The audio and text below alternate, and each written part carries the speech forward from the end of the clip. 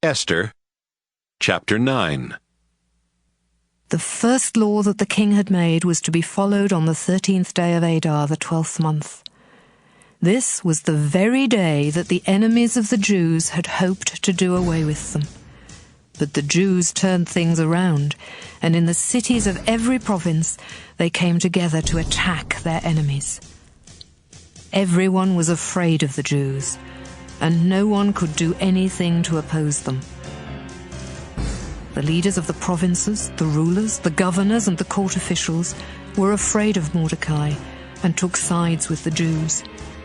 Everyone in the provinces knew that the king had promoted him and had given him a lot of power.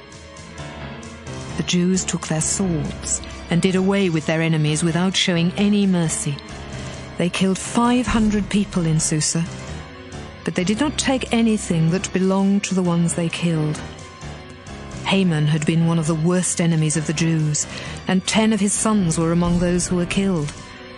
Their names were Pashandatha, Dalphon, Aspatha, Poratha, Adalia, Aridatha, Parmashta, Arisai, Aridai, and Vesatha.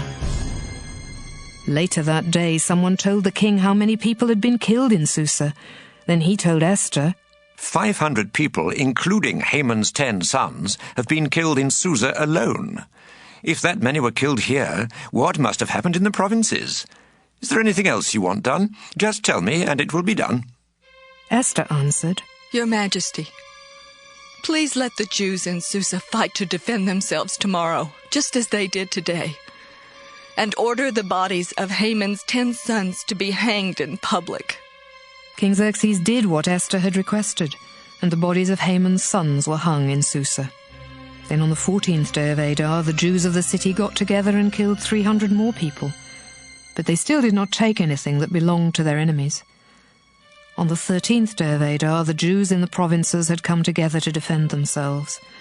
They killed 75,000 of their enemies, but the Jews did not take anything that belonged to the ones they killed. Then, on the 14th day of the month, the Jews celebrated with a feast. On the 15th day of the month, the Jews in Susa held a holiday and celebrated after killing their enemies on the 13th and the 14th. This is why the Jews in the villages now celebrate on the 14th day of the month. It is a joyful holiday that they celebrate by feasting and sending gifts of food to each other. Mordecai wrote down everything that had happened. Then he sent letters to the Jews everywhere in the provinces and told them, Each year you must celebrate on both the 14th and the 15th of Adar, the days when we Jews defeated our enemies. Remember this month as a time when our sorrow was turned to joy, and celebration took the place of crying. Celebrate by having parties, and by giving to the poor, and by sharing gifts of food with each other. They followed Mordecai's instructions and set aside these 2 days every year as a time of celebration. Haman was the son of Hammedatha and descendant of Agag. He hated the Jews so much that he planned to destroy them, but he wanted to find out the best time to do it, so he cast lots. Esther went to King Xerxes and asked him to save her people. Then the king gave written orders for Haman and his sons to be punished in the same terrible way that Haman had in mind for the Jews. So they were hanged. Mordecai's letter had said that the Jews must celebrate for 2 days because of what had happened to them.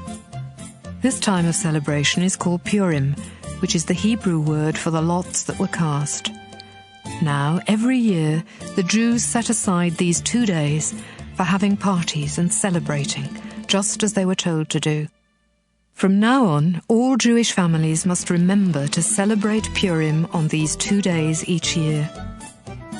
Queen Esther, daughter of Abihail, wanted to give full authority to Mordecai's letter about the festival of Purim, and with his help she wrote a letter about the feast.